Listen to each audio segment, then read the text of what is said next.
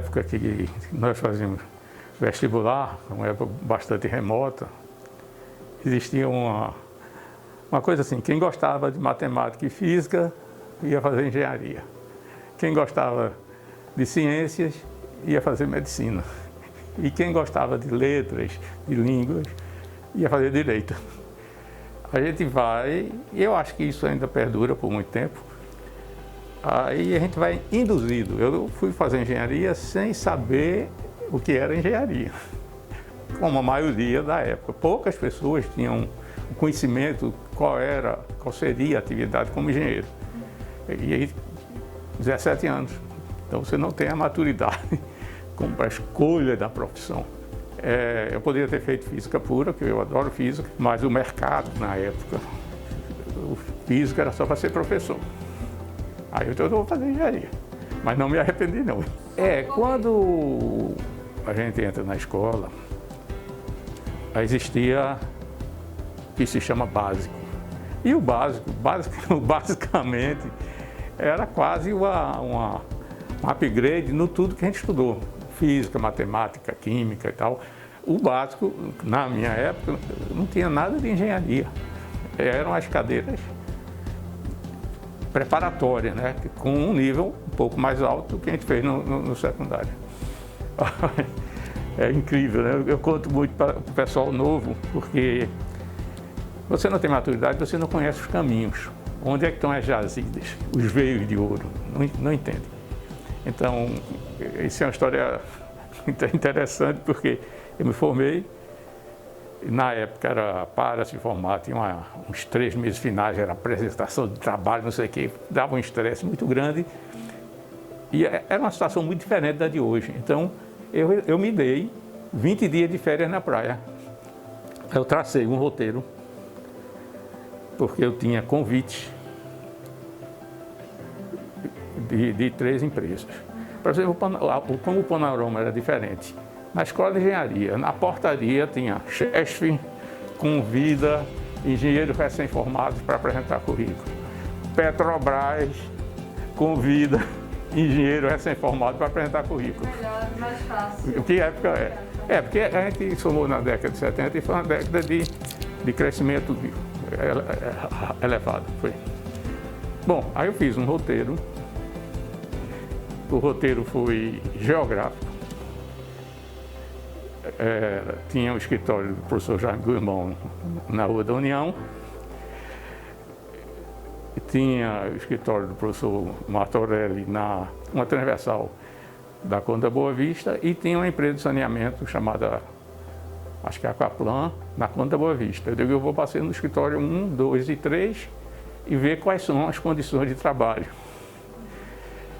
Aí, quando eu cheguei no escritório do Dr. Jaime, ele disse: Sérgio, nós estamos calculando o viaduto das 5 Pontas. Você poderia nos ajudar e calcular o viaduto protendido? Aí tem uma formulação para você calcular quanto deve puxar, alongar o cabo para gerar o esforço necessário. Aí ele disse: você pode fazer um programa para a gente calcular os alongamentos dos cabos do viaduto das 5 Pontas, senta aqui. Aí eu não fui para os outros. E aí deu uma paixão, né? Você já é envolvido numa obra especial, né? Aí eu disse: é por aqui que eu vou. Aí depois vem aqueles desafios da personalidade, a gente tem que procurar os próprios caminhos. E então saímos. José do Patrocínio, que foi meu sócio ao longo de todo esse tempo, Figueroa, e colocamos uma empresa. Então essa Engedata a gente inaugurou, quer dizer, formalmente em 74, que eu acho que começou em 75, e durou até... Ela existe ainda, né? Assim, formalmente existe, mas há 2 anos atrás a gente resolveu cada um seguir o seu caminho. Tem um desafio tecnológico, que foram os programas que foram surgindo, e o desafio de modelo de construção. Então, a partir de uma certa data, a gente encarou muito fortemente fazer as estruturas pré-fabricadas. Isso em 91, Já tem uma obra grande, que é a Raimundo da Fonte, em Paulista, que foi de 82. É um passado bem remoto, né? E então a gente dedicou muito fortemente. Então a minha maior obra é o Rio Mar Shopping. O projeto da estrutura Rio Mar, que arredondando são 300 mil metros quadrados de estrutura. Se comparar a estrutura que nós tínhamos, já até uma empresa assim, razoável a nível do Brasil, tinha bastantes engenheiros trabalhando, tudo. Mas ainda era uma empresa pequena, porque as grandes empresas de projeto eram do Rio, de São Paulo e de Minas Gerais, tá certo? Que tinham 80, 100 funcionários, a gente tinha 15, 20. E a gente era pequeno para a obra. O que é que a gente fazia? É importante que eu contestasse. O João Carlos me chamou pessoalmente e perguntou se eu tinha condições de atender. Eu disse, pode estar certo que o projeto vai ser feito no tempo necessário para a obra ser concluída. Uma força. E aí a gente redobrou em trabalho. Aí trabalhava sábado, domingo, feriado. Para você ter uma ideia, a estrutura é representada por desenhos. Então, em média, um desenhista na época fazia um desenho por dia. A obra do Rio Mar foram 680 pranchas de desenho. E a gente não fez em 680 dias, não. Não, a gente tem alguns desafios, assim, por exemplo,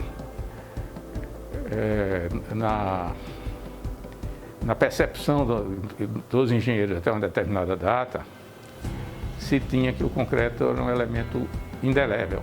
Está pronto o concreto, dura toda a vida.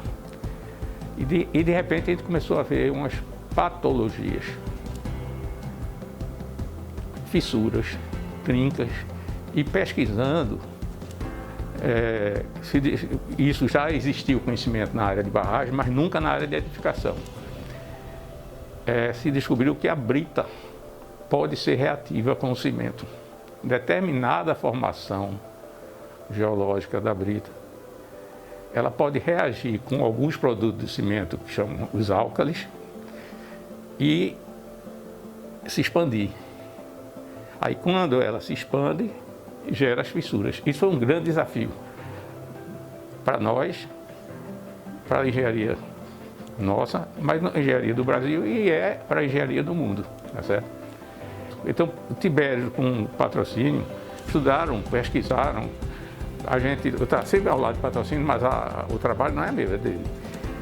Fez um livro que é inédito, que é Diagnóstico e Como Reparar as Estruturas. É inédito no mundo.